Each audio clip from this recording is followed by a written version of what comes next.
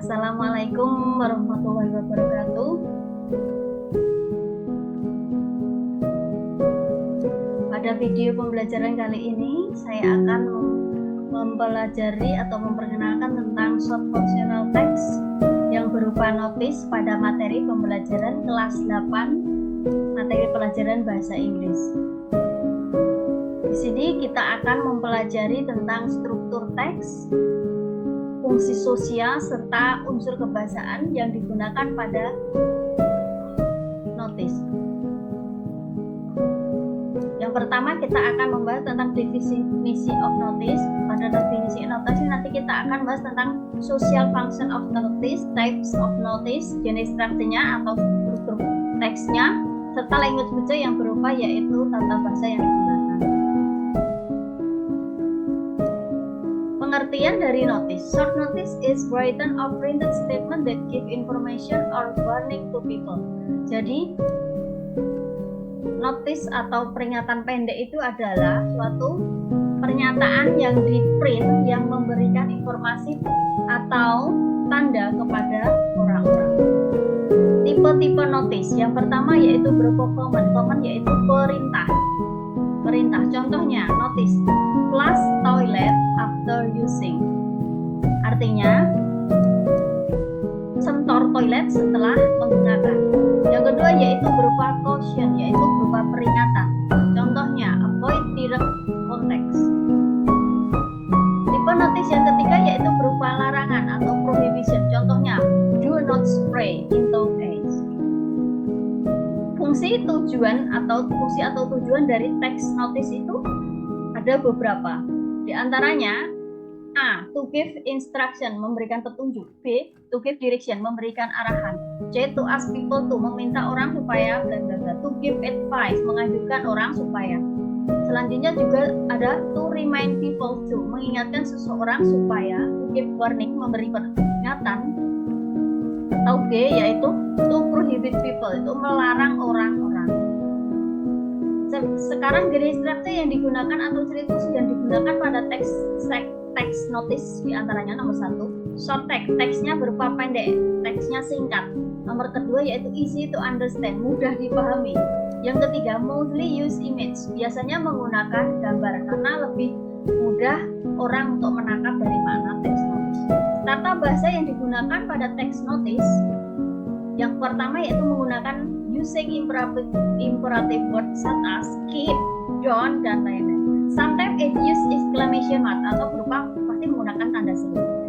Rumusnya yaitu imperatif scope 1, tanda kerja pertama juga. Ciri kebahasaan yang digunakan pada teks notice menggunakan imperative sentence, yaitu kalimat perintah yang diawali dengan kata kerja seperti run, get out, listen. Bisa juga menggunakan prohibitive verb, yaitu kalimat larangan dalam bahasa Inggris. Karena larangan jadi menggunakan negatif. Don't, no, never, dan lain-lain. Contoh-contoh text notice diantaranya shoplifter will be processed with, keep the room clean, avoid direct contact. Di sini kita akan latihan beberapa text notice, ada 5. Mari kita pelajari bersama-sama. Silakan juga dijawab.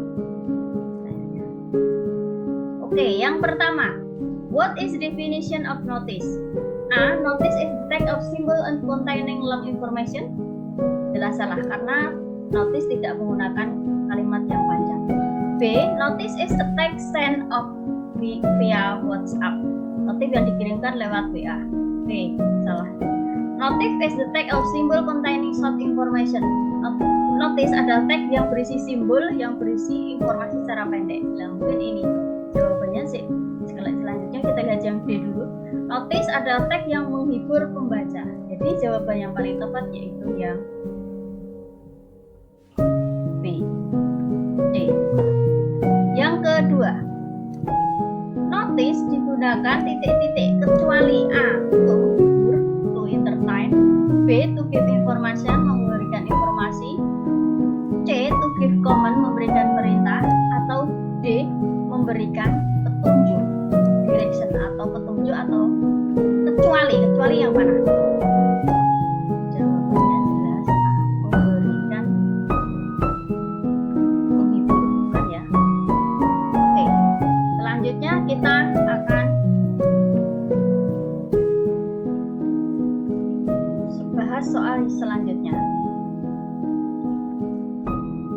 Soal yang ketiga. Apa yang harus dilakukan we do after reading the notice? Apa yang harus dilakukan setelah kita membaca sebuah notice? A. Do not bring food and drink. Setelah kita melihat ini, ada notice yang ada di samping ini. Please bring food and drink. Please buy food and drink. Do not bring food and drink. Pada notice yang ada di samping ini ada petunjuk, ada dilarang kalimat ini karena ada tanda. Jadi pasti ini dilarang. No food, no drink allowed. Jadi dilarang membawa makanan dan minuman. Ya maaf, ini tulisannya seharusnya pakai K. Jadi yang paling tepat yang mana? A. Dilarang membawakan minum, silakan membawa, silakan membeli, atau dilarang membawa makan dan minum. B. Jawabannya yaitu yang A. Oke. Selanjutnya, untuk soal yang keempat, where can we read of the notice? Bila kita menemukan notice seperti yang di samping ini, kita menemukannya di mana? A. In the classroom, B. In the school file, C. On the street near the school, atau at school. Dari notice yang ada di samping, kita bisa melihat sekolah, speed limit, kecepatan maksimal 20, berarti 20 kilo ya mas, 20 kilo ya, oke. Pada jam 7.30 AM sampai jam 4.30 AM, berarti di area sekolah, jelas ini berarti jalan yang di dekat sekolah. Jadi jawabannya yang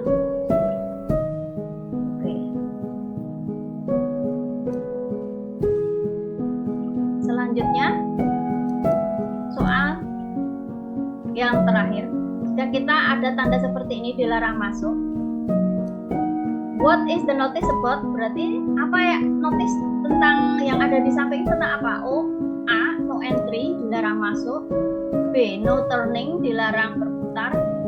C. Dilarang parkir, atau D. No stopping, dilarang berhenti. Jadi jawabannya lebih tepat yang mana? Oke, ya, jawabannya yaitu A.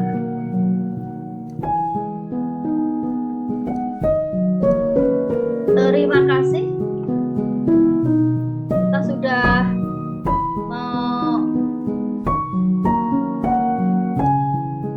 mempelajari tentang materi teks Tikon dengan baik. Semoga bermanfaat di video pembelajaran yang saya buat. Sampai bertemu lagi dengan video-video selanjutnya.